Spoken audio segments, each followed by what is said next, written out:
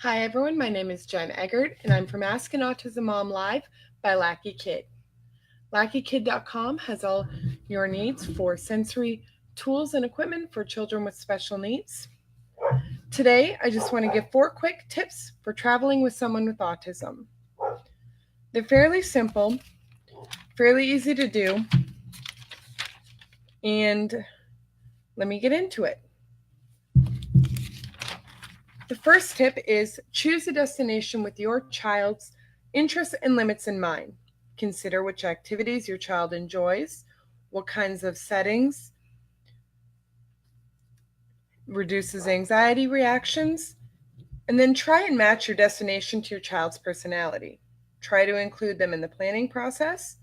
Adapt excursions to meet interests, attention span, and sensory processing capabilities as much as possible. Next would be prepare for traveling with role playing. This is key. You're going to role play with your child and get them used to different situations and areas.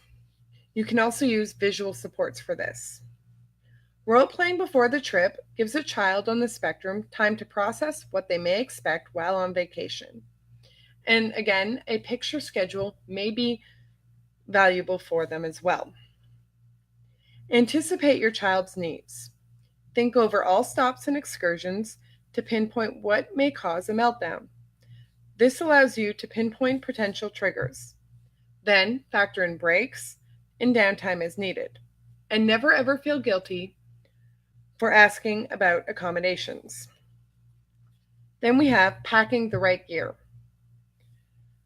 Make sure your child has access to his or her preferred coping mechanisms. Ideas include, but are not limited to, noise-canceling headphones, fidgets, a smart tablet, sunglasses, a weighted blanket, a weighted lap pad, the marble maze that we have. Any of those ideas work.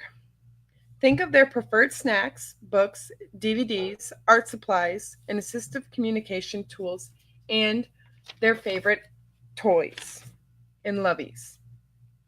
Now, the last point I have to make is safety while traveling.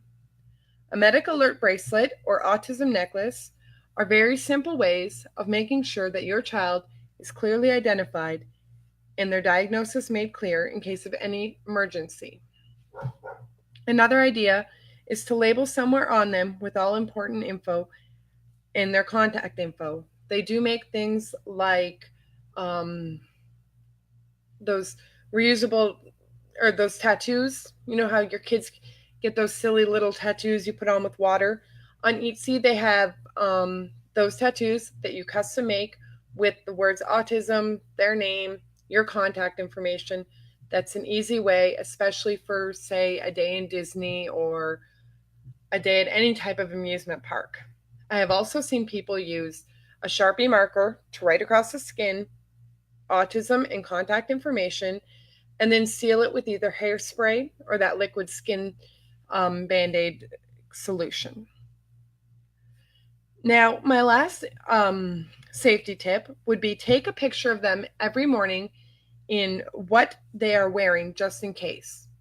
If your child goes missing, the easiest way to find them is to show security and police a picture of your child so they know who to be on the lookout for.